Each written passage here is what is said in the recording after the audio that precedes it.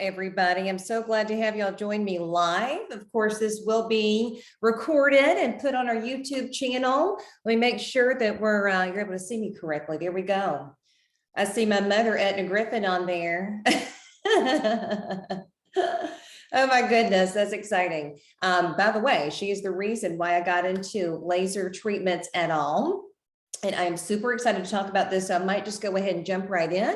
I'm going to make sure everybody is muted. And like I said, this is going to be posted on our YouTube channel. But if y'all have any questions live for me, definitely post things in the chat box. I would love to hear from you, any questions you have. But if you don't have any, I will be asking some, answering some, that sort of thing for you, because I'm sure you have plenty of questions. So that's exciting. Okay, here we go. So first and foremost, my name is Courtney Sykes. I am the founder of Southeastern Aesthetics Institute in Columbia, South Carolina. We are rocking and rolling. This week is actually our vacation week, but I've been working and helping our enrollees all week, so that's exciting. We just got some really exciting news as well. For those of you that are close to Georgia, we have a ton of students that come over from Georgia, a ton, a lot from the Augusta area, that sort of thing. They come to us in South Carolina to get their aesthetics license and then transfer it to Georgia. But now that people are taking our Advanced Aesthetics Academy course, which we have 2 overseeing physicians that sign off on your certifications, which is extremely unique because the course is also nationally accredited, which is unheard of.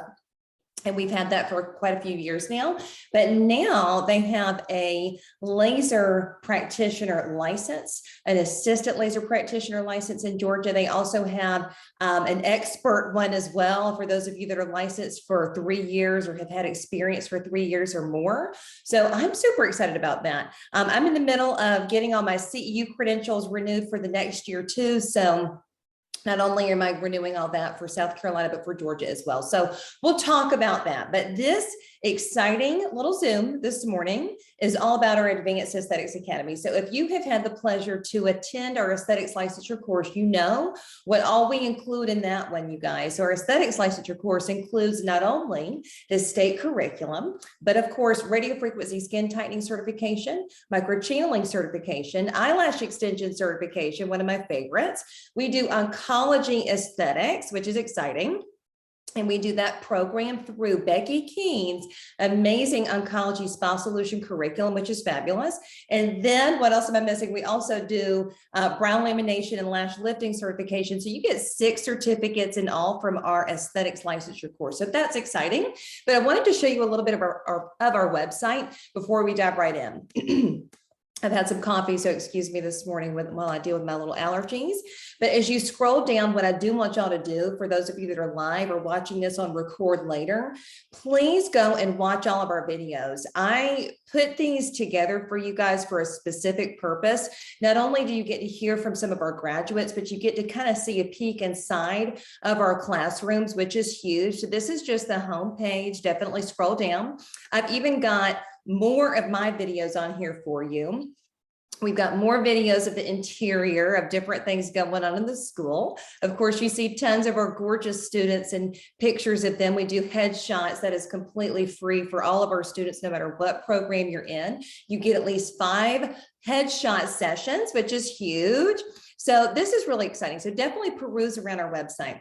But then once you do that, if you click on or kind of hover over Attend SEI, we're going to click on Advanced Aesthetics Academy. And I'm going to take you a little bit through this. So if you will do me a favor, make sure you watch some of these fun little videos, but also kind of scroll down and peruse through some of our images, right? Some of our images of our amazing students. This is my gorgeous alumni right here. She's a nurse doing the halo treatment. So we have all sorts of people that do attend this course. I'll stop right there just to kind of go ahead and get into it. So our Advanced Aesthetics Academy course, I got the school itself accredited quite a number of years ago now. And then the Aesthetics Licensure course and Advanced Aesthetics Academy were part of that packet of courses that were approved. For South Carolina, I will say one of my most proud moments was to get this course nationally accredited, which means that there are standards that we go by, okay? like I tell my students, many classes that you may attend, I love education. Go take plenty of classes, right? I'm constantly immersing myself with that as well. What you do want to look for, however, when you are doing things that are considered the practice of medicine is physician oversight. That was something that was really important to me. So we have several physicians on staff, not just one, but a few now. We're also hiring PAs. We have another PA on staff. We're hiring 2 more in September, so that's exciting.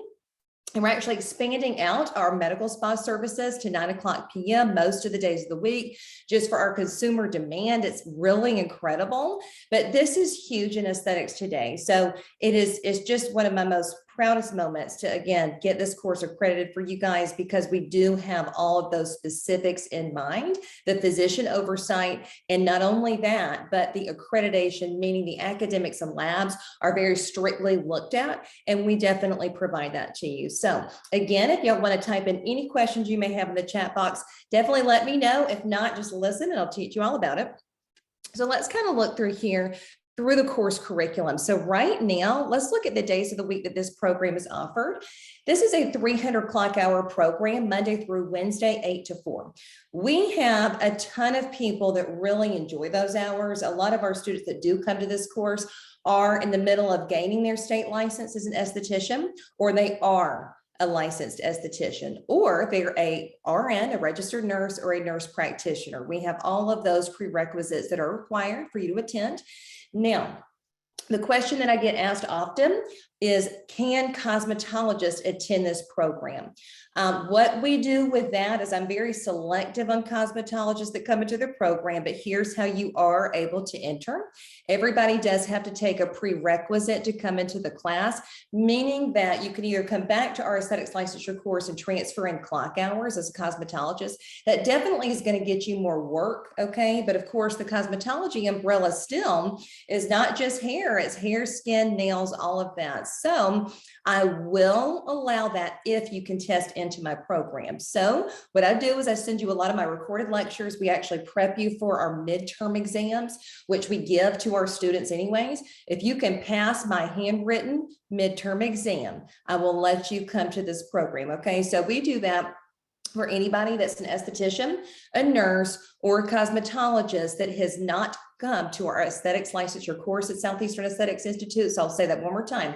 If you have taken an aesthetics class, or you have not taken an aesthetics class, but you're a nurse or you're a cosmetologist that's dying to get into this course, we do require that you take our tests prior to coming in. If you pass it, and sometimes we'll make sure that you do show us a facial and some of those hands-on things too, then we will allow you to enter. And that is always very exciting. We have a lot of people that do test into our program. They love that we do that. It kind of sets the tone to realize how fast we teach, the science and the dynamics of what we teach. It's not an easy course, but nothing worthwhile is easy, right? So I will kind of walk you through hours, and then I'm going to kind of walk you through what I do with you guys on day 1 and day 2 and day 3 of the course, just to kind of give you some idea of how fast paced it is, which is always fun. But Monday through Wednesday, like I said, that gives you that part-time schedule, so you can still work on other days of the week. So people do tend to love that. I just did some interviews for some nurses that are just sick and tired of doing nursing in the hospital. They want to take a little break.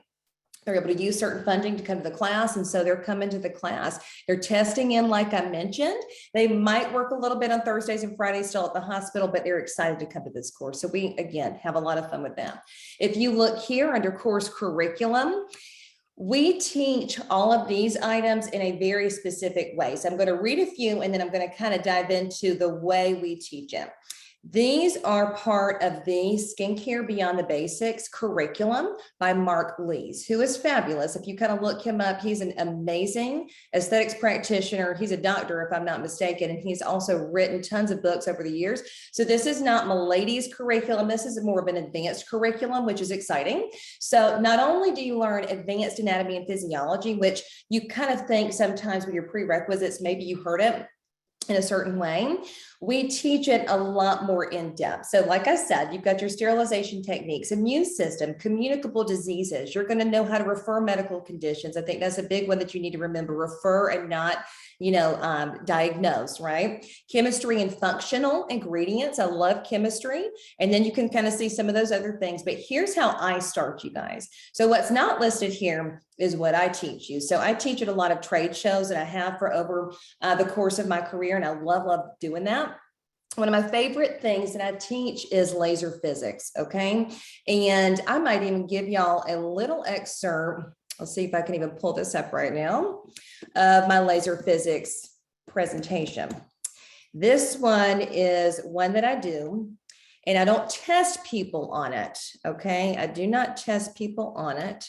Excuse all my other things. And then of course, students share things with me. Let's see if I can find my laser physics one. There we go. All right.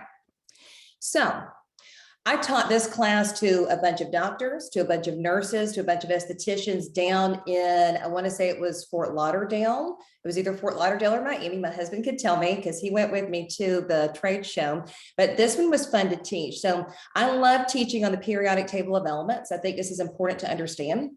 When you're teaching on things like laser history and laser physics, you need to really get consumers and, of course, estheticians and nurses to understand laser mediums. So you can see we teach history. I go through the components of lasers, neodymium being one of the mediums included. And since my mother Etna's listening to this, I am going to say that the one story that I always tell people when I'm teaching about ND-YAG lasers or whatever it is that moment that I used to manage her medical spa in Sumter, South Carolina. It was one day that we had to have someone come in, some engineer from somewhere, can't even remember, come in and service her lasers. And I remember sitting on the floor, on the carpet, remember Etna, your yellow treatment room with the white accent wall, right? So I remember him taking apart one of her lasers. I'm sure it was the ND-YAG if I were to guess, but either which way, I'm gonna show y'all what I ended up seeing, okay, are all of these components here. So what you're gonna see when you see lasers opened up are the mirroring systems where laser light bounces off of mirrors and actually exerts photonic energy onto the skin. It's usually measured in nanometer depths or whatever the case may be, depending upon what adapter you're using and what skin conditions you're treating. But I remember seeing that, and that was my first glimpse of laser science. And I just thought, how cool is that I get to actually see a laser kind of take it apart while it was being serviced. And I've never forgotten that. So anytime we have our personal lasers at the school service, I'm right there. I'm looking and I'm seeing, and I love seeing the insides of it, because it's not just about what we're doing, but the real serious understanding of what lasers are. And we're going to talk about more than just lasers, but I like to kind of show you some of the sciencey stuff that I do, because I always feel like as women, we love all the feel-good stuff. We love all the pretty stuff, but it's not just about the pretty stuff. It's about the science behind it, and being that little expert, being that little scientist, right? In the treatment room is what goes above and beyond, and your clients will find you to be the expert always. So if you see this one, this goes into photonic energy, which I love. I dive into this for at least, a couple of hours. So we go into it very deeply. Wavelengths, what I did want to show you guys, and this one I do teach as well, the Bohr atomic model, which I just find interesting. Nothing that people are necessarily tested on, but I always say that we do so many tests as a school. I think sometimes it's good to just know knowledge for the sake of knowing knowledge, right? We do talk about the spontaneous emission of light. Did you know that laser stands for light amplification by the stimulated emission of radiation? So this kind of goes into it, and I go through that. And then I'm trying to get to this one. Here we go, mediums.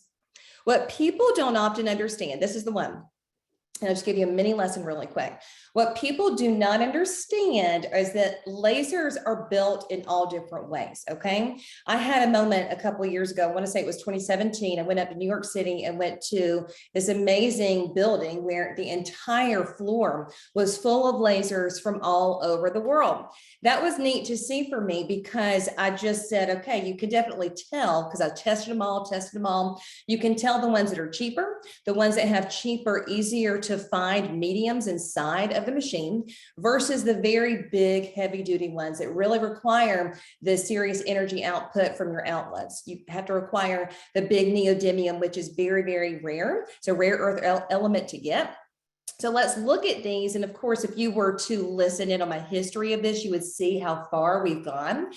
Back in the 60s, when they were just now getting laser light going and kind of figuring out how to harness what was created and what was founded, okay, they were actually only able to get to something like 700 nanometers of depth. Now we do things like nanopeel fractional lasers that go down to 2940 nanometers of depth and beyond in certain cases. And in fact, we do things at 100 micron depths. Our lasers do that. We have a Cyton that's one of our big bad ones. We have multiple lasers at the school, but those are used in surgical situations in the operating room. I mean, we don't even do that one because you have to be put under anesthesia to receive 100 microns of depth. So just from a historical standpoint, and I love history more now than ever before, is just so fascinating.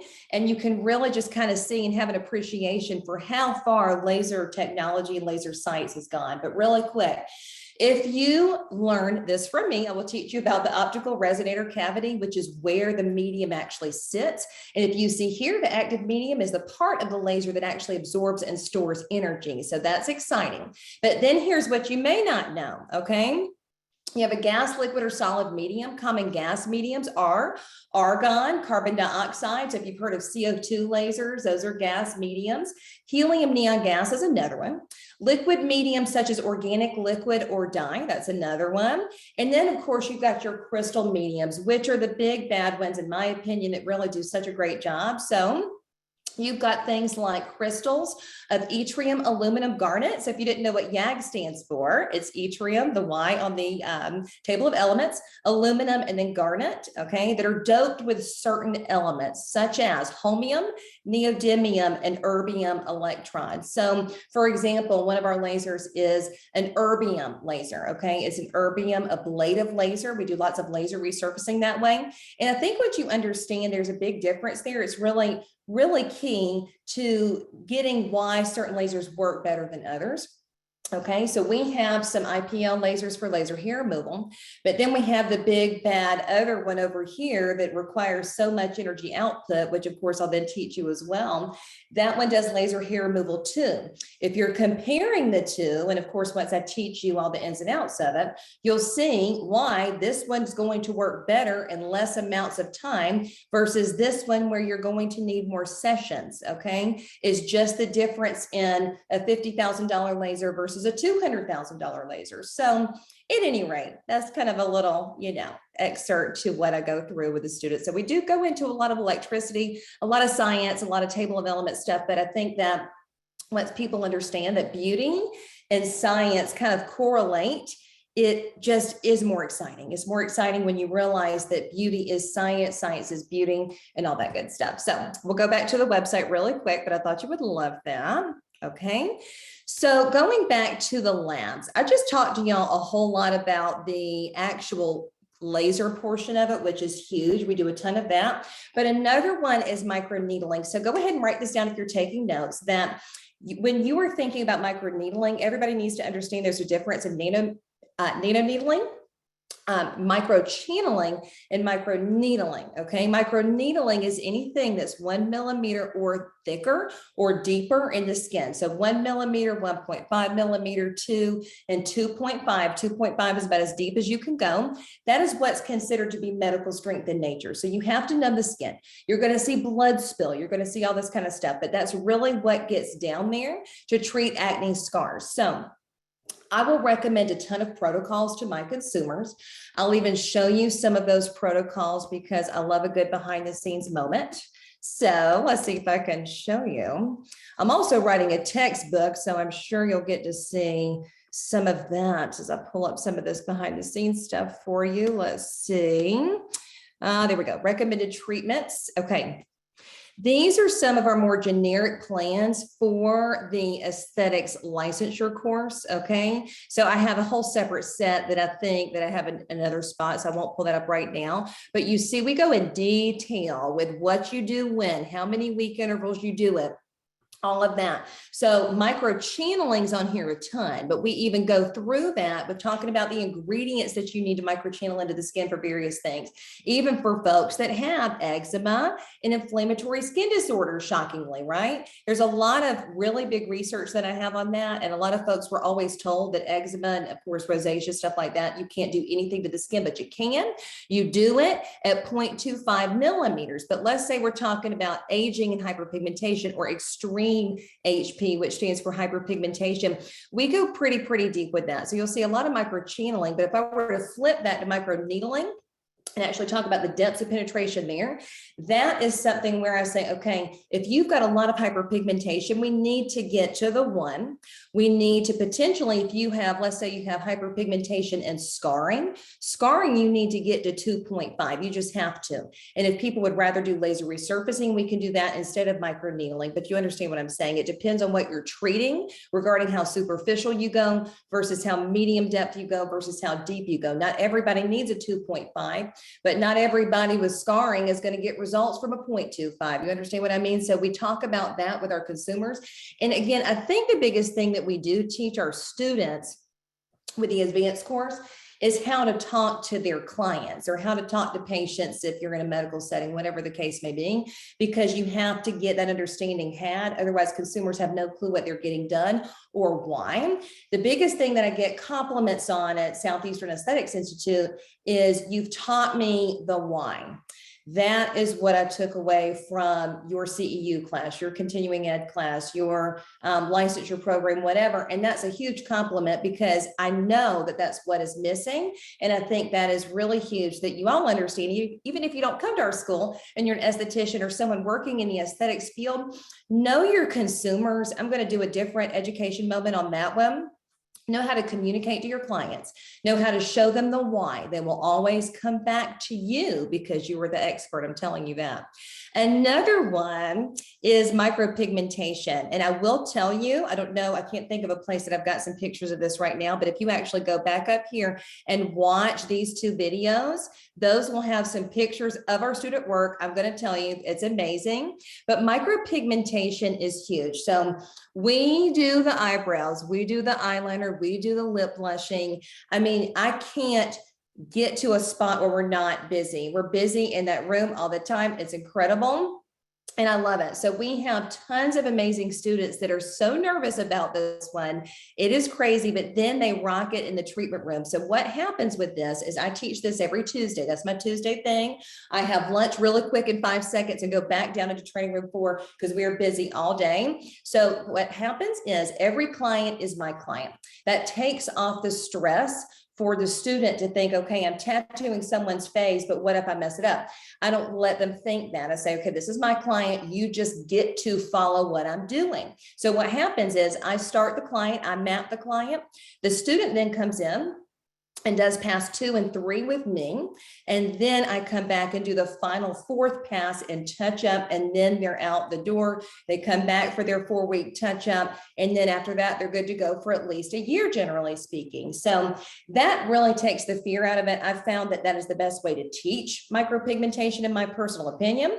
And by the way, we've got some new exciting things. Ooh, I do have something to show you. But let's see what else I got back there. We have a new handheld device that is going to have our logo on it soon for micropigmentation. So we teach microblading and micro shading, which is a big deal. People always ask, well, you know, what should I get? What should I get? We'll do whatever the client wants, of course, whether it's blading hair strokes or whether it's just shading the whole thing. But I typically will recommend, if we're doing brows, a combination of both. That way you get some of the nice little hair strokes in the front paired with a really nice background fill back here. And it's fabulous. People love it. We have people that travel in from all over to get this done with us. We were at dinner with my husband the other day, and we ran into some people, and this one gal, she's from Chicago. She came, I fit her in for micropigmentation with us, and she's fantastic. She got it done. She loved it. We have people that come in from North Carolina. They drive in. We have people that come in from Charleston, Myrtle Beach, all sorts of places. So I feel very, very blessed about that. I wish I had more days in the week to teach that one, because that is one of my favorite things to teach, but we have fun with that one. And I always say, just as a funny little thing, we have repeat clients. So the clients that come in for their brows will generally always come in to get their eyeliner done and then come back and get their lips done. And I always joke with our staff and I say, okay, we need to have like a little certificate or a plaque or something for the clients that come in for all three, right? Because that is something that is really cool that they come back and they do the whole thing with us. So that's really amazing. Another thing that we do, and I won't keep y'all all day long or anything, but I get very excited when I talk about my programs, are medical strength peels. So of course, I love peels. That is probably the number one thing that I've taught over the past 10 years is chemical peels, ingredients, percentages, pHs, but medical strength peels, just as a quick little, forethought for you, are peels between a 0 and 1.99. That makes them medical strength. So it doesn't really matter. As people tell you, concentrations matter. They do matter, but it doesn't really matter what the concentration is. It's the aggressiveness based on pH. That's what matters. And that's what's missing from aesthetics education is the understanding of pHs. Because if you put on, let's say that you got a 30% glycolic peel, you've got one that's a 4 in pH, you've got a 30% glycolic that's a 2, but then if you have a 30% glycolic that is a 1, there's a huge difference between how that consumer is going to feel and peel and also have the downtime associated with it. So I generally say start people off with something with a higher pH, closer to the skin pH of 4.8 to 5.5, then scoot them down to the medical.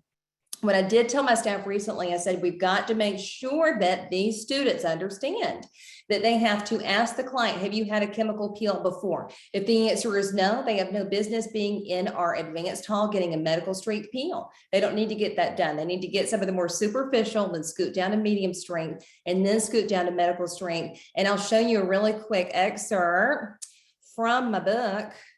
If you want to see that, let's see. This is a quick excerpt of my new curriculum. I'm writing chapter 9, chemical peels, and I will print it for those of you that are my students, but this goes into it all.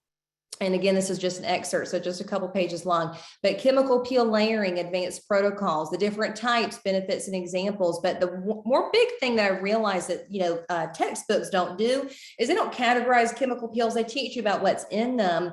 But of course I go into, aftercare and all that, but then the categories. So superficial peels and what you might see, non-branded, of course, because I love all sorts of brands, but you have to understand different variations of it. Superficial peels versus your medium depth versus your medical strength. And, that is just something that's missing, in my opinion, from education that I think makes things a lot easier to understand. So that's exciting.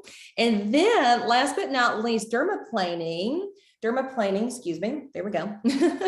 Dermaplaning is in South Carolina, considered the practice of medicine still. I would love to see that change, but that's okay. If you're in North Carolina, if you're in Georgia, you have to have you don't have to have a physician present, but in South Carolina you do. So we do add this one in. Dermaplaning is super amazing. I just dermaplaned my skin this morning. I dermaplane pretty often. It's a lot of fun, and it gets off all that dead skin. It gets off all the vellus hair, that short, fine, downy hair, in order for your makeup to go on smoother every single day. I even did a mini chemical peel on myself, a kojic acid peel this morning. I'm constantly doing one thing or another, but that's what true estheticians do. I know you understand that. But dermaplaning, what we typically do is we teach people the proper techniques. You can easily cut someone if you don't do this one correctly. We also can teach and do teach a dry planing and an oil planing. So that really has to do with a person's skin condition and what they come in with and what they need in their skin. We never want anybody to leave our facility feeling dry or parched in their skin. That is a big problem for me. So another thing I do teach, as you all know, are ingredients. Ingredients are a big deal. So when I talk about ingredients, I can't help but then to talk about cellular histology. And if you understand what a cell is consisting of a cellular membrane, which is made up of 2 layers of lipid with water in between. Then I go into talking about organelles and the nucleus, the Golgi apparatus, the mitochondria, all this kind of stuff, and all the wonderful components of that. There's also something called ribosomes that create little protein structures, which manufacture good hormone support, which is huge. And I talk about all that. But the big one is that cellular membrane. You have to understand as an esthetician, and many people do not, that the lipid barrier is important. The lipid barrier is important. If you always keep that in mind, then you'll be a successful esthetician. But for those that just thought, I'm not paying attention to science in school, what's a lipid? What does that mean? I don't care about cellular histology, then you're not going to get the end picture. You're not going to be able to help your client, because every single service should be consisting of some sort of an ablation or exfoliation, but then you need to pull back in the hydration and the lipid barrier support. Lipids are made up of oily, waxy coatings and free fatty acids and cholesterol, okay? So you have to support that through a couple of different ingredients and processes, and once you get that, then you're good. So we do teach all of that, and I love it. So let's see what else I can tell you about this program. We do have a couple of options for financing, which of course I do allow our admissions team to teach you, but I'll go ahead and just tell you. If you are a Veterans Affairs person, someone that's able to capture and utilize Chapter 33 and 35 benefits, they do cover the cost of this program. So that's really fantastic. We've had a lot of fantastic, amazing veterans come through our program, and those that are eligible. So definitely reach out to us. We can help you with that. We just need your letter of approval.